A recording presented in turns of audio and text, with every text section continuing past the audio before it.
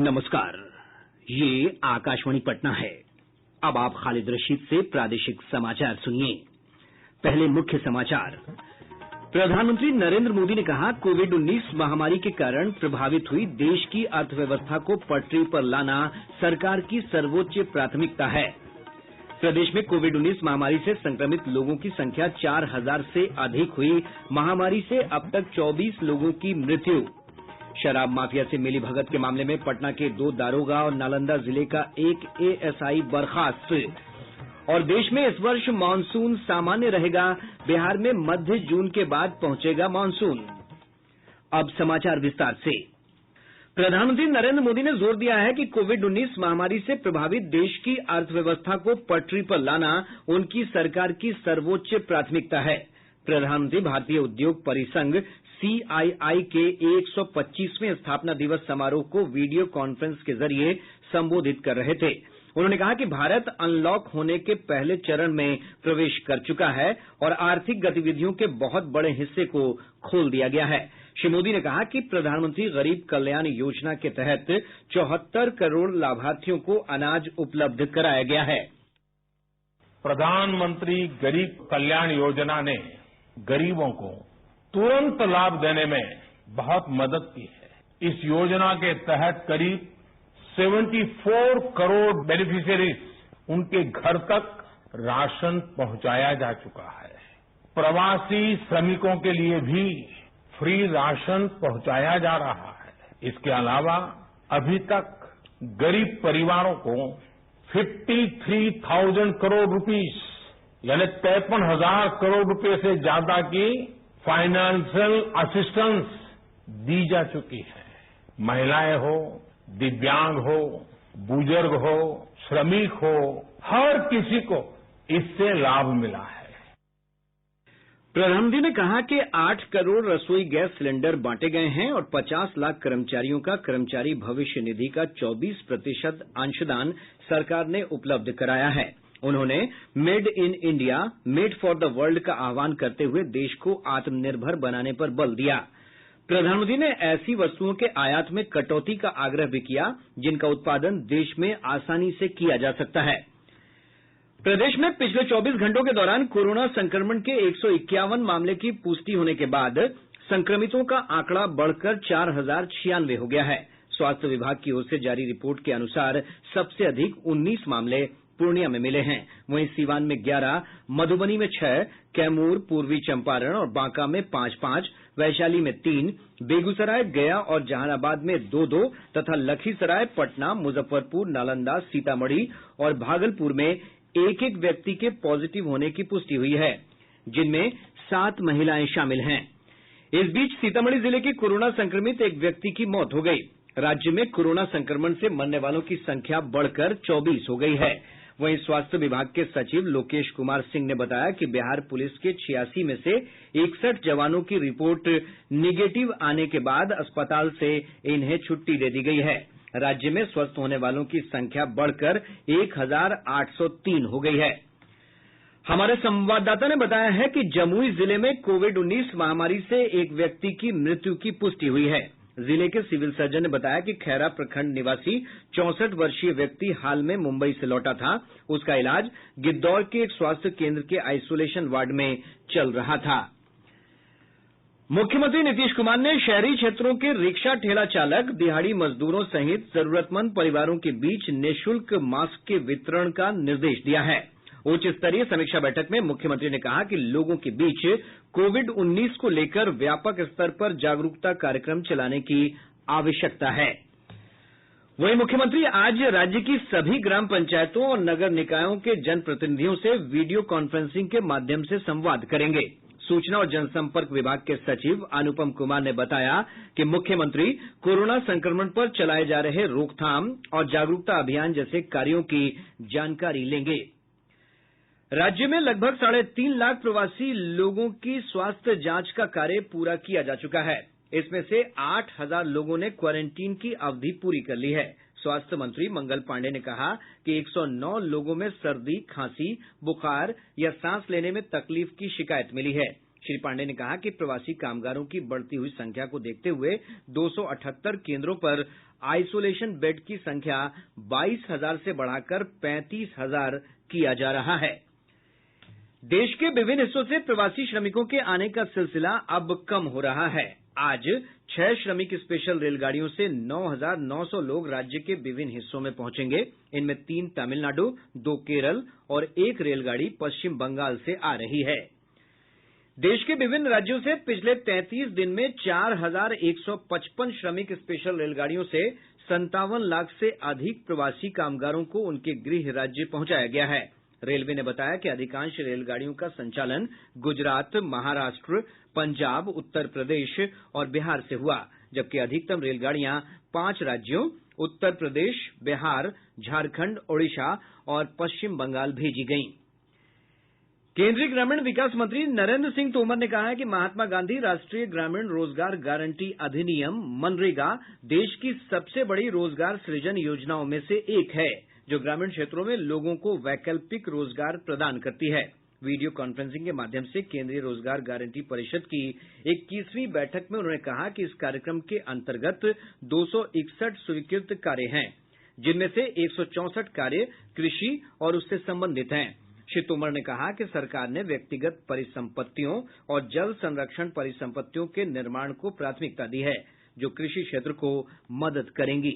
उन्होंने कहा कि वित्तीय वर्ष 2020-21 के लिए अब तक की सर्वाधिक 61,500 करोड़ रुपए की राशि का आवंटन किया गया है। कोरोना संक्रमण को लेकर प्रदेश की निचली अदालतों में वीडियो कॉन्फ्रेंसिंग के माध्यम से चल रही बहस के अलावा अब कल से वकील खुली अदालत में उपस्थित होकर भी बहस कर सकेंगे। पटना उच्च न्यायालय के जारी निर्देश के आलोक में जिला और सत्र न्यायाधीश ने इस संबंध में आदेश निर्गत कर दिया है। सुरक्षा के मद्देनजर वकील पुकार होने पर बारी बारी से न्यायालय कक्ष में जाएंगे, लेकिन किसी भी वकील को अपने पक्षकार के साथ न्यायालय कक्ष में जाने की अनुमति नहीं होगी। शराब माफिया से मिलीभगत के आरोप में पटना के बेऊर थाना के 2 दारोगा और नालंदा जिले के 1 एएसआई को बर्खास्त कर दिया गया है। पटना सेंट्रल रेंज के आईजी संजय सिंह ने बताया कि बर्खास्त पुलिसकर्मियों पर एक शराब लदे वाहन को रुपए लेकर छोड़ने का आरोप था। इसके साथ ही नालंदा के चेरो ओपी के सिपाही ललन कुमार शर्मा को शराब के नशे में हंगामा करने के आरोप में बर्खास्त कर दिया गया है। प्रादेशिक समाचार आप आकाशवाणी पटना से सुन रहे हैं। लॉकडाउन की अवधि में प्रधानमंत्री किसान सम्मान निधि योजना से बिहार के किसानों को काफी राहत मिली है। वैशाली और नवादा जिले के लाभार्थियों ने आकाशवाणी से बातचीत में कहा कि यह मदद फसल बचाने में कारगर साबित हुई है। मेरा नाम श्याम सुंदर सिंह हुआ। मेरा घर हुआ मानीपुर पकड़ी, लालगंज वैशाली का रहने वाला हूँ। और इस लॉकडाउन में जो सब चीज बंद हो गई थी, इसमें हमारे अकाउंट में किसान सम्मान निधि अकाउंट में 2,000 रुपया प्रधानमंत्री जी की तरफ से आ गई और उससे कुछ हम लोग को राहत भी मिला। और इसके लिए हम तहे दिल से अपने परिवार की तरफ से प्रधानमंत्री जी को सहृदय धन्यवाद देते हैं।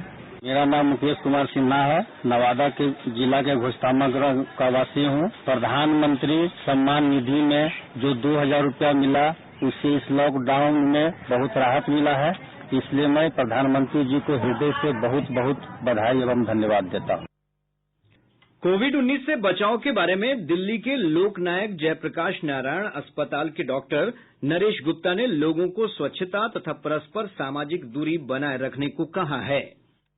अगर इंसान को एक्सपोजर है उस इंसान के साथ जिसको कि कोरोना वायरस देखा या भुगता है, तो उसका कोरोना वायरस होने का चांस है। कॉमन कोल्ड और कोरोना वायरस इन्फेक्शन दोनों की दोनों आमतौर से अपने आप ही सेटल कर जाते हैं। 80% में तो ऐसी भी तकलीफ नहीं करते हैं या इतनी हल्की करते हैं कि लोग घर पे ही ठीक हो जाते हैं। 10-15% में उनको अस्पताल जाके कुछ दवाई दी जाती है और वो सेटल हो जाते हैं। 5% या उससे कम वाले हैं जो कि दाखिल होना पड़ता है। तो फर्क आप नहीं कर पाएंगे, सेटल आप हो जाएंगे। स्वास्थ्य और परिवार कल्याण मंत्रालय ने सार्वजनिक स्थलों पर थूकने के नुकसान और जोखिम के बारे में जागरूकता बढ़ाने के लिए अपनी वेबसाइट पर एक गीत साझा किया है। आइए सुनते हैं ये गीत। थोड़ा तो सोचो, कोरोना रोको, यही है मोटो, ओपन में कोई थूके नहीं, खुद का चबाई के, जो कहीं भी तू थूकेगा तो तेरी वजह से छोटे बहुत सांस रुकेगा। कोरोना बस सब फैलेगा, समाज दुख झेलेगा, तू करेगा मजे पर कोरोना हमको पेलेगा। बोलना ये बुरी आदत तूने काहे पाली है, मौत के घाट तुझे ये लेके जाने वाली है। बिन बताए आएगी दम तेरा तोड़ने, कर इस पे गौर और ये आदत अब छोड़ दे। मुंह नहीं दिमाग से कर तू विचार, तेरे थूकने से हो सकते कितने बीमार। जाने अनजाने में न ले किसी की जान, न थूकने की मेरी जरा बात को तू मान। विनती है भाई कर दे ये उपकार, और बचा ले अपने आस पास वालों की तू जान। सोच सोच सोच और थोड़ा अमल करो ना, मेरे भाई आजा मिलके रोकते हैं कोरोना। देश में इस वर्ष मानसून सामान्य रहेगा। जुलाई से सितंबर के दौरान दक्षिण पश्चिम मानसून की वर्षा के दूसरे अनुमान के बारे में पृथ्वी विज्ञान मंत्रालय के सचिव डॉक्टर एम राजीवन ने कहा कि अच्छे मानसून के लिए स्थिति अधिक अनुकूल हो रही है। मौसम विभाग ने कहा है कि मानसून आने तक उमस भरी गर्मी का दौर जारी रहेगा। विभाग ने कहा है कि मौसम में इस दौरान बदलाव जारी रहेंगे, जबकि कुछ स्थानों पर बारिश की संभावना बनी हुई है। मौसम वैज्ञानिक ने कहा है कि प्रदेश के सीमावर्ती क्षेत्र सुपौल, अररिया, किशनगंज, सहरसा और पूर्णिया में आज आंधी के साथ बारिश हो सकती है। राजधानी पटना का अधिकतम तापमान 35.6 डिग्री सेल्सियस रिकॉर्ड किया गया, जबकि हवा में आर्द्रता 56% रही है।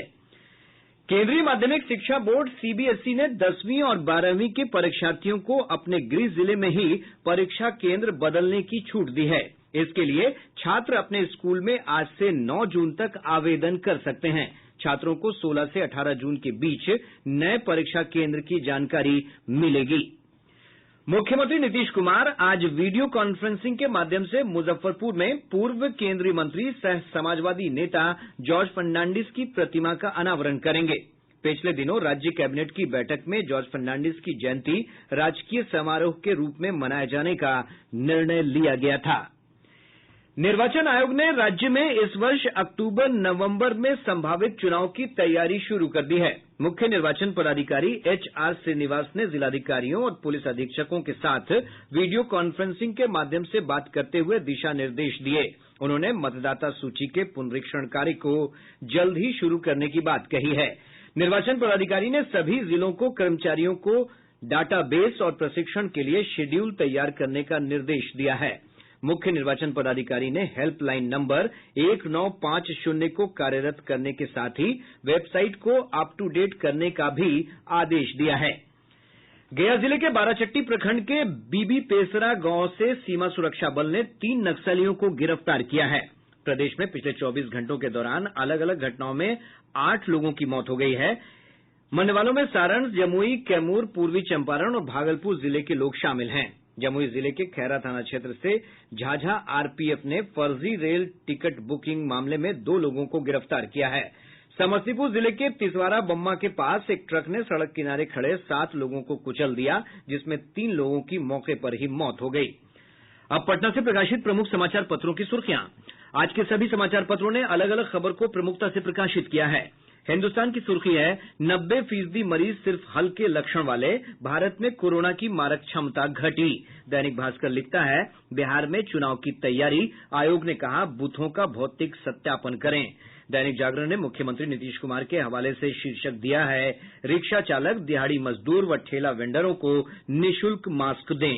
प्रभात खबर ने राजधानी पटना में ड्रेनेज सिस्टम पर लिखा है अगले मानसून के बाद ही तैयार हो पाएगा ड्रेनेज मास्टर प्लान।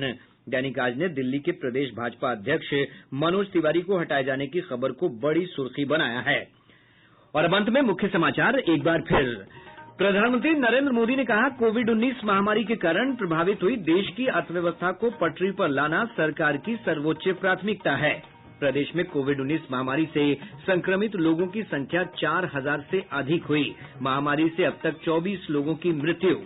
शराब माफिया से मिलीभगत के मामले में पटना के 2 दारोगा और नालंदा जिले का 1 एएसआई बर्खास्त। और देश में इस वर्ष मानसून सामान्य रहेगा, बिहार में मध्य जून के बाद पहुंचेगा मानसून। इसके साथ ही आकाशवाणी पटना से प्रसारित प्रादेशिक समाचार का ये अंक समाप्त हुआ।